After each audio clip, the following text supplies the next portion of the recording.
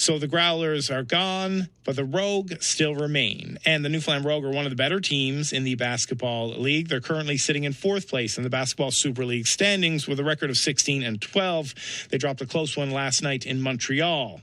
Now, Tony Kenny is the team's owner, and he's doing his part to get a good quality project on the court. And he's wondering where the fans at. And he's joining us in the studio. Good morning, Tony. Good morning, Jeremy. Thanks for having me here. Well, it's a rarity that you like doing interviews because you never want to talk to me. So thanks for coming. Just before we start, the weather is always following the Rogues. Last time we went away, we got stranded in Toronto for 2 days. So we're supposed to leave Montreal today to come home. So hopefully we'll be able to get in. Hopefully, because they do have a bit of a break. They're back on court against Sudbury April 18th, I believe. Yes. Yep. And you have some tickets we'll give away, but we'll chat about that afterwards. So, as the owner of a sports franchise here in the city, what's your reaction to the Growlers folding, Tony? So, obviously it's not a good day when any business in the province folds. But I'm not surprised with the hockey folding. It's very expensive for hockey to operate out of the province. A lot of the leagues, including the basketball league that we play in, the BSL, don't even want to come to Newfoundland because there's so much cost involved, and also the weather plays a big important part. So in order for a franchise to be successful, we need the support of not only the fans, but the corporate sponsors, the community in whole, the province, and the city of St. John's. Everybody's got to take a part in making a franchise successful. With the Rogues, I think we have the best chance of success in the province because of just sheer numbers. We have 12 people on our team as opposed to hockey, which could be 30 plus. 25, 30. Yeah. So the cost to travel is much less. But regardless, there is a big cost to travel. And, in order for it to be successful, ultimately the province, the fans, the corporate sponsors are going to be the ones that decide if they want this type of activity and entertainment in the province. So what are you seeing down at Mile 1, Mary Brown Centre, when you're down there for Rogues games, Tony? So actually it's starting to, pick up here. We started last year, probably averaged about 900 fans, and now we're up to around 1,200. But we need to get up to around 1,500 fans to make a go of it.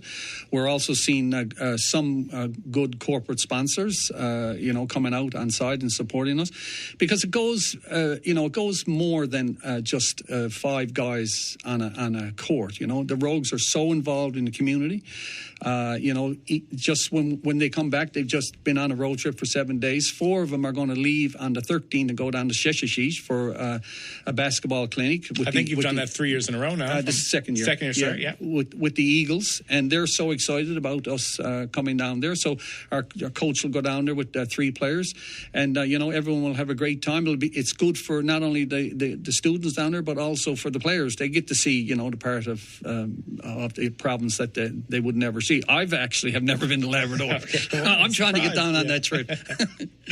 So are you hopeful? I saw a photographer, I think it was a photographer down at Mary Brown Centre post, the fans were there for the Edge, but they're not there for the Rogue, and people wondering why. It's a question I've asked you, I've asked Daniel Fu, I've asked Armani Cheney, I've asked Coach Jerry Williams. Why aren't fans coming out, Tony? Do you have what do you think? I think, they see our ball as a lower level for starters, but I think anybody that comes to the arena now knows that's not true at all. Our ball quality of the players is as good as the G League, and some of these guys could actually make the G League, and some that played in our league have actually gone on to the NBA. So the quality of the ball is certainly improved. I just say to the people, come down, have a look. You judge and see what you think. It's a great night of entertainment. It's not just basketball on the court. I mean, we have other things going on. We had a wrestling match. Which was wild. We were down there for that live TV. That was wild. Right. I mean, so we have something for everyone. It's a night out of entertainment. It's $20. It's almost as cheap as a movie, if not cheaper. And it's 2 hours out of the house, and it's good entertainment as well.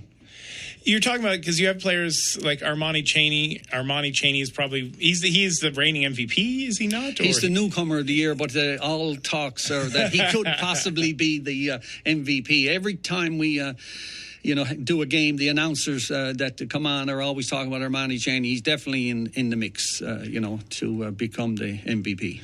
Does this put extra pressure on you now that you're the lone pro sports team at the Mary Brown Center? Well, I don't know how much more pressure we can take, but no, I think we run a different business. We control our costs.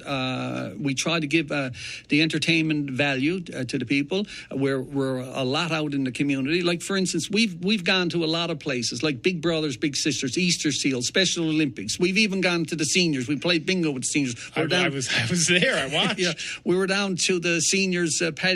Paddy's Day dance. They love it, So it's not just what's on the court. And like the city of St. John's, the province, is there any value to this? Like, that's what they have to decide. Are you getting support from the city, from the province? Not where we'd like to be, okay. For sure. I invite the province or the city to reach out to us, sit down and have a chat to see how we can make this successful. There's lots of ways to make it successful, and I believe basketball can be here for a long, long time to come because we can control our costs. The cost to operate basketball is probably only 1/5 of the cost to operate other franchises. And as a growing sport, you look around anywhere, and there's tons of these private basketball schools that have popped up all over the place. Any hardwood surface in this city or in the metro area is filled with people playing basketball. Yeah. So what's the pitch, Tony? Oh, sorry, you were going to say something? Well, yeah. So before I got into the basketball business, the former CEO of Mary Brown's Mile 1, Sheena McCrate, said to me, "Why don't you look at basketball?" And I said, "Are you crazy? You like basketball?" So I noticed at our gym, every time I go in our gym, there was 15, 20 kids playing basketball. And I started paying more attention. And I believe basketball is the fastest growing sport in Newfoundland. So our goal is to help build that sport even better. And we're going to, talking to the coach, we're going to be looking at a policy that says that we need at least a couple of local players on our team. You got Daniel Fu, Cornerbrook local. Yeah. And we've had a couple over the last couple of years, but we're going to try to make it a goal to have at least a couple to try to elevate. And the kids can see, there's a opportunity, to further their sport. Well, Tony, I appreciate you taking the time to come in and chat to us. Now, you did bring us something. Tony has a request. Who do you want? We have 2 sets of tickets. Right. So who do you want to give them to? So I'd like to say to the listening audience that if you've never been inside of Mary Brown's arena, come down. And we have 2 tickets to anybody who hasn't been inside the arena. Come down and look at the basketball and look at the entertainment, and then you judge and see if it's worthwhile and to keep it here in the city.